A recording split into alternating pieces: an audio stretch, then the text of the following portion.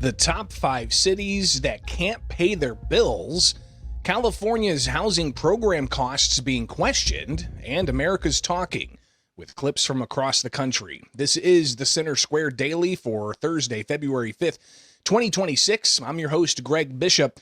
Thanks for being with us daily here for the Center Square. We start with an exclusive from Truth in Accounting. 5 largest U.S. cities don't have enough money to pay their bills, putting taxpayers in debt for city costs. Now, it's coming from Truth in Accounting, where they highlight the cities with the highest taxpayer burden.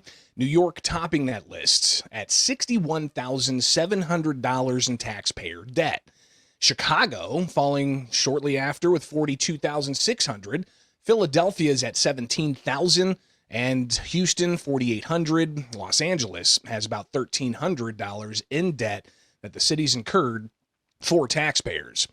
Now, looking at, of course, the local costs for these cities, they have higher taxes than some areas. They have a population that might be stagnant or shrinking. And you look at the overall costs for infrastructure and education and public safety, but also the cost of pensions. All of these things adding up for the taxpayers on a local level in those big 5 cities.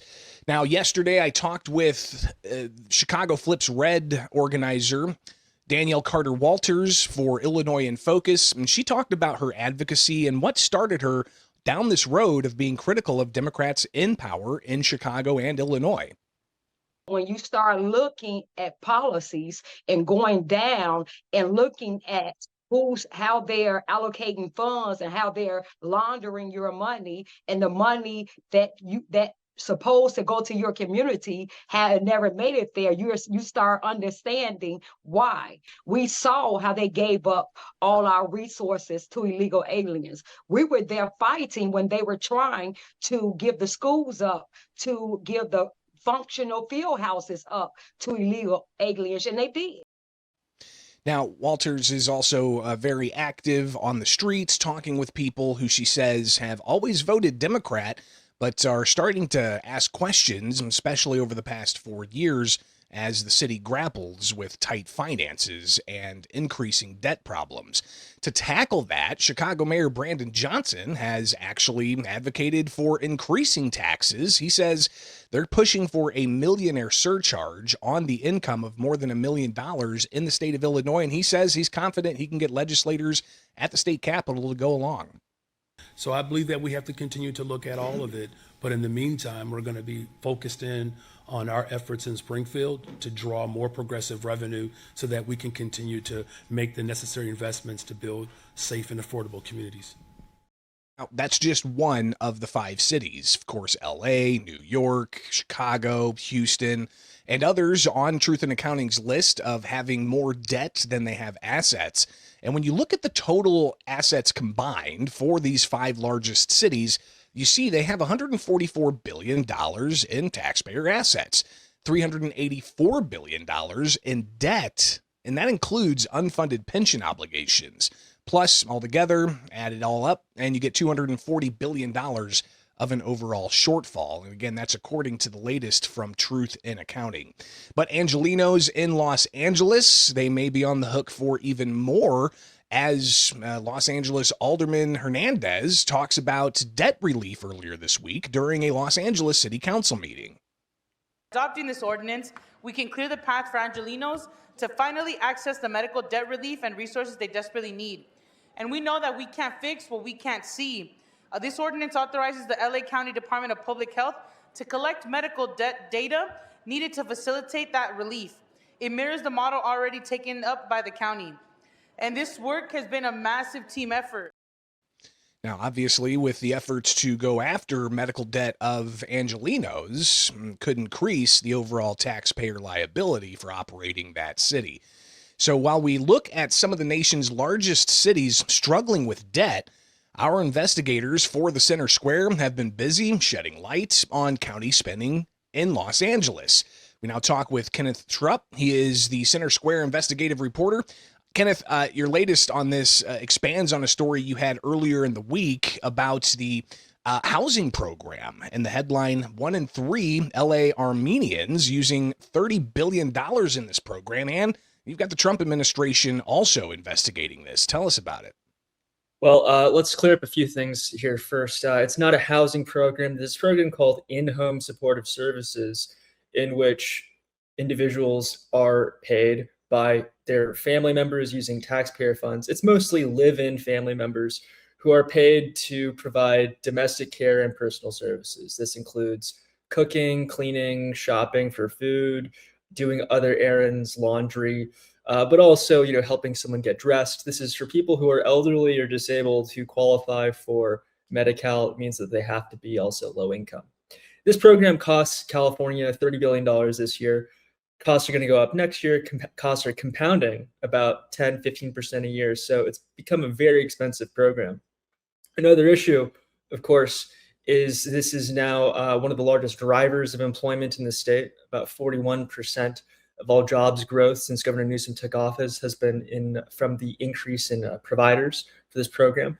They're paid an average of about $18.33 an hour, and about 115, 120 hours a month. So they're paid about $2,000 a month, a little more than that. But that's still a major cost, because what our investigation has revealed in conversations with leading national fraud experts suggests is this is just an honor-based system. For the most part, it's hard to verify what level of fraud is taking place, and there really aren't enough protections to make sure fraud isn't taking place. For example, the fraud handbook at the state level doesn't even allow you to do random, unannounced checks of the program to make sure the quote-unquote provider, who's taxpayer funded, is actually there providing the care that's necessary. And without doing random, unannounced checks, you need to just rely only on complaints. So if no one's filing a complaint, there's really no problem, and it's really hard to tell if we're getting the services that we're paying for.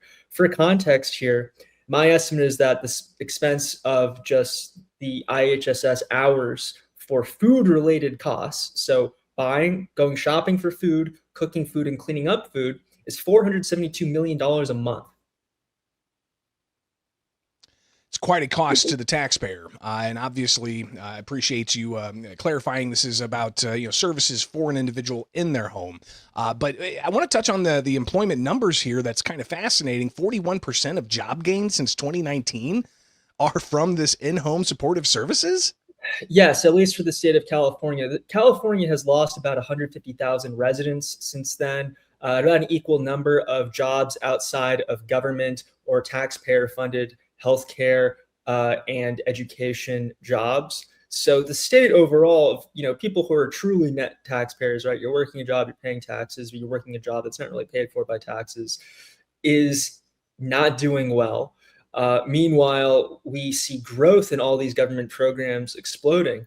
And I think that is why Dr. Oz and the Trump administration have decided to focus some of their attention on the rapid growth of government spending and enrollment in government programs, especially in Los Angeles County. We're talking with Kenneth Schrupp. He is an investigator for the Center Square about his latest investigation into California, and in particular, Los Angeles County's spending for an in-home services program.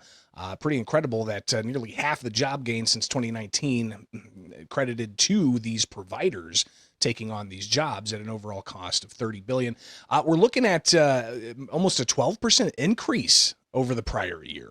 Is that just an indication of inflation, or is it a lack of oversight? What are you finding in the data that you're digging through?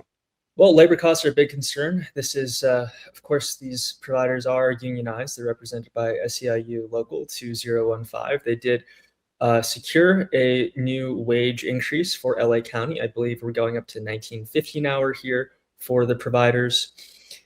And these costs are going to continue to rise because there are a lot more people who are signing up for the system, at least from what I've seen in the data. So the number of providers has been growing and growing each month. Of course, that means more people are going to be paid for this service. And it's also worth noting here that, yes, the majority of people are both relatives of the person they're being paid to take care of and live there already. So it's mostly designed as this program to limit people having to move out of their home to go to like a more expensive full-time facility, The question now is, are there enough safeguards in place? Are we making sure that taxpayer dollars are being spent responsibly? Because you can see that there are cases where this could be helpful, could be maybe even necessary, but it's hard to imagine there are 800,000 people that we're paying for this, where it's 100% necessary all of the time. Kenneth, your initial story here talking about the overall costs, the increased costs, the increase in jobs coming from this category of employees that are getting taxpayer subsidies. But then you go a little bit further and you look at the population makeup of those who are accessing this program. And this has been something that's been pretty controversial.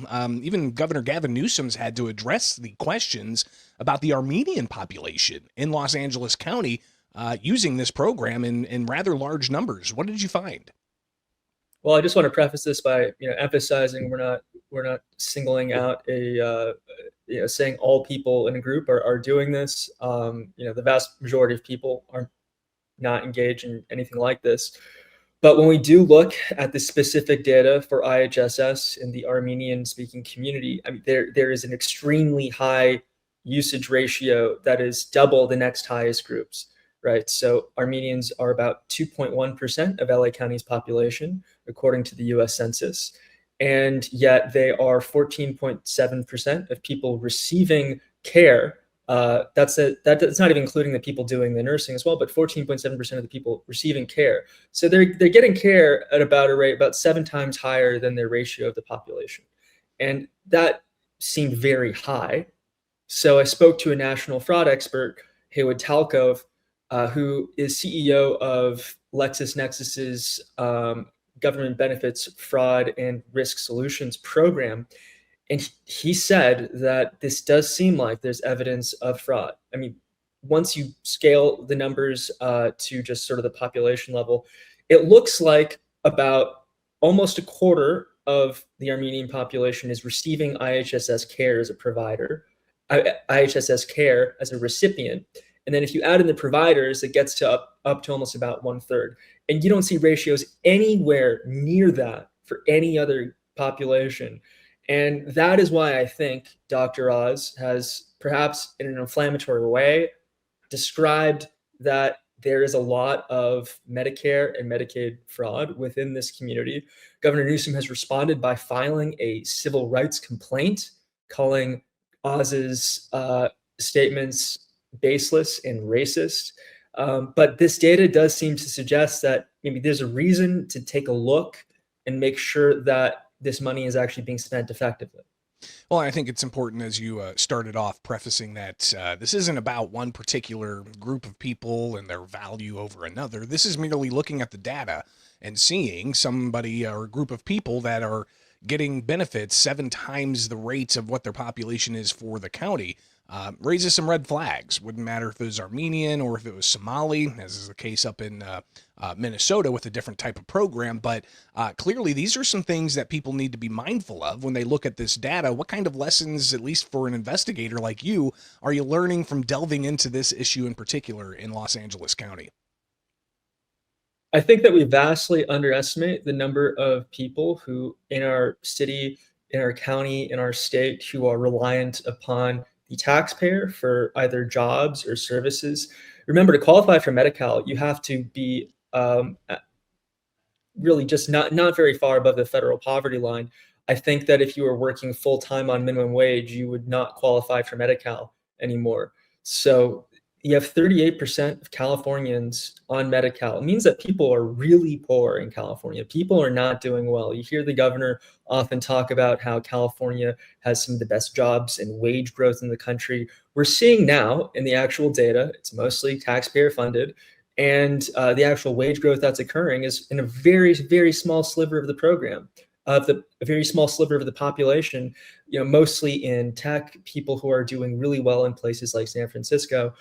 That's just not reaching the rest of the state. And when you look at the jobs data as well, you see that those jobs are shrinking too. So if tech is even leaving the state, if media is leaving the state, what's going to be left here? It looks like it's just going to be government jobs. Government jobs at a taxpayer cost, with increased costs as higher earners may be looking to flee the state. and it leaves those who can't necessarily move to possibly have to pick up the tab on that. And Kenneth, you heard earlier we were talking about LA and the amount of taxpayer debt they have. Does it seem like, from what you've been able to see over in California, that legislators or local officials are worried about this, are worried about how this impacts their budget day to day? No, it's just musical chairs. You just don't want to be the last one caught standing.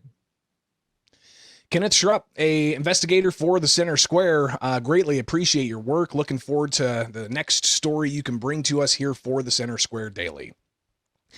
All right, now it's time for America's Talking with clips from across the country.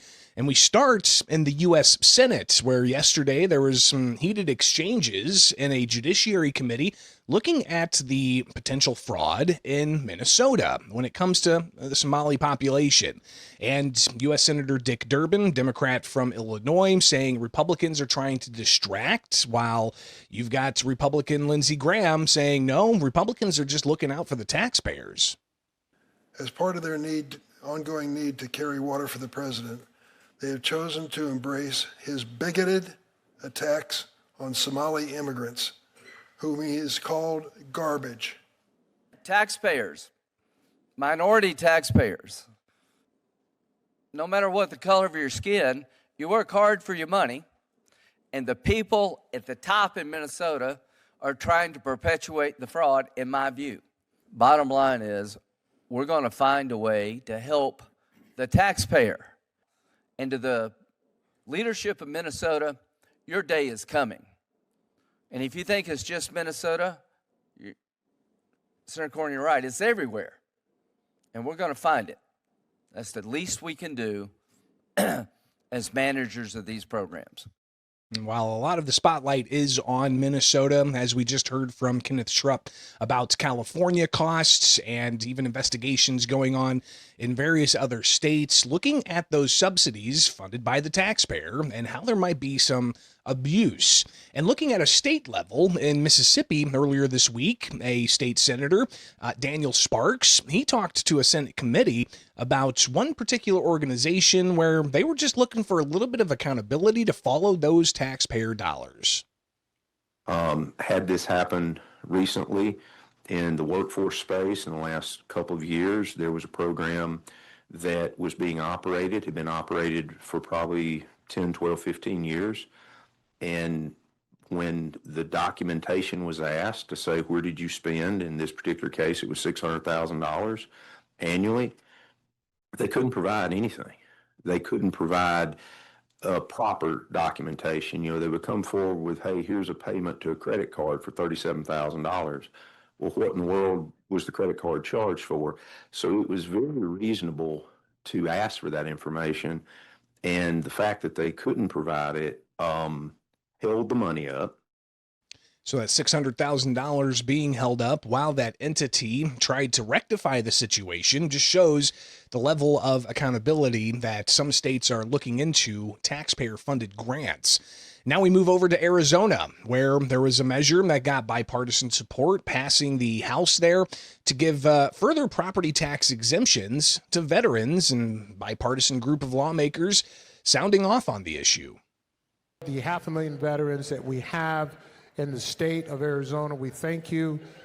There's still a lot of work to do on tax exemption for veterans. We'll continue to fight that. Arizona House Democrats, we're proud to work in a bipartisan manner to bring tax relief to our veterans here, and so we're proud to support this bill today, get it out here of this chamber unanimously. Members, on behalf of 26,000 100% disabled veterans, I just want to thank you for pushing this forward and fixing this and cleaning it up. And now up to New York, where the assembly there, not tackling tax issues per se, but looking to add some accountability measures and some guardrails to the physician-assisted suicide bill that they passed last year. Here's a Republican in the New York Assembly saying that the assisted suicide measure goes too far. I do think that the state has an obligation to protect our most vulnerable New Yorkers from predatory relatives of the state itself and from themselves in some instances. I think that instead of medical aid and dying, we in the legislature should be doing a far, far better job showing that we can provide for assisted living before legislating assisted dying. And that is America's Talking, with video clips from all across the country. From my studios in Central Illinois, I'm Greg Bishop. Join us Friday for more stories impacting you, the taxpayer, from around the country, only here with the Center Square Daily.